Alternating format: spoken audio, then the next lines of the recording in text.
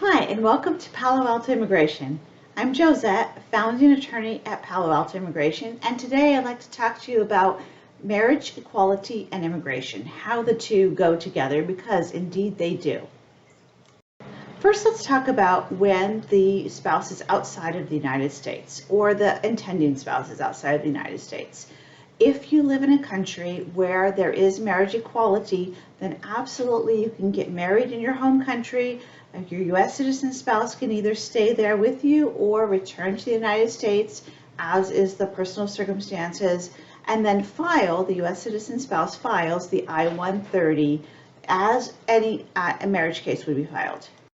A serious issue comes up when marriage equality is not in your country, and in fact many countries around the world still outlaw LGBTQ relationships. They can be illegal and they can carry severe consequences. So in those instances, if you can get to a third country safely and marry, you can absolutely do that, and then your spouse, your U.S. citizen spouse, can file the I-130, that relationship, spousal relationship application as usual. If traveling to a third country to get married is not a possibility, however, then there is the fiancé visa.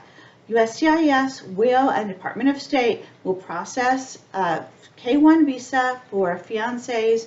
Doesn't matter if it's same sex, opposite sex, it will be treated the same. To learn a little bit more about the K-1 visa, there's another video on that. So let's continue with when the spouses are both together here in the United States. When both spouses are inside the United States, they've gotten married, then they file what's known as a one-step adjustment of status. Here, the U.S. citizen spouse is filing the I-130, but you're also filing the 485 along with that I-130. Additionally, you can file for a work permit and a travel permit at the same time, and I highly recommend that you do, because there's no additional fee, and actually all the documentation that you would need for those two additional applications are going to be included anyway in the I-130 and the 485. Another thing to keep in mind is that the U.S. citizen can also file for stepchildren at this time. So if your spouse has any children, and as long as they're under 18 at the time you got married, the U.S. citizen can file for those children as well. They each need their own I-130, however. One piece of evidence that often goes into these one-step applications are photos, and not just photos of the couple, but photos of the couple with family and friends. USCIS likes to see that a couple holds themselves out as a married couple to their community around them. So this does pose a serious problem if your community around you and your family doesn't realize that you are a married, committed couple. I have clients, for instance, that live in countries where anyone in the LGBT community is in danger because it's illegal in that country, or even if it's not illegal, it's still considered something that should be hidden and secretive. So even though the couple may be in a committed relationship, it's not known to their family and friends, and so this leads to a difficulty in showing proof of a valid relationship. How do you address this with USCIS? Well, you have to really hit it head on. Let them know, my family doesn't know that we are married. They are not accepting of this relationship. They, perhaps are discriminatory against the LGBTQ community. Be honest and upfront, and then show them other evidence. Another red flag that comes up for opposite sex relationships with USCIS are big age differences. Now, when this big age difference happens to be an older man and a younger woman, it's looked at fairly traditionally. In American culture, this is relatively acceptable and it's not really questioned. However, in the LGBT community, if you have an older man with a younger man, this can be looked at as suspicious by USCIS.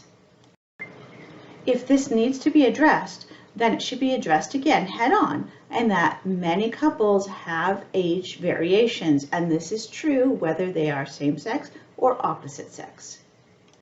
The important thing will be to show that this is a committed relationship. This was not a relationship entered into for immigration purposes, and you can discuss openly all the other things that bring you together. You love hiking together.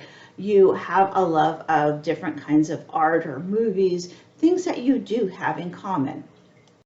A little more challenging topic comes up when one applicant has previously been in an opposite sex relationship, an opposite sex marriage, and now they're in a same-sex marriage.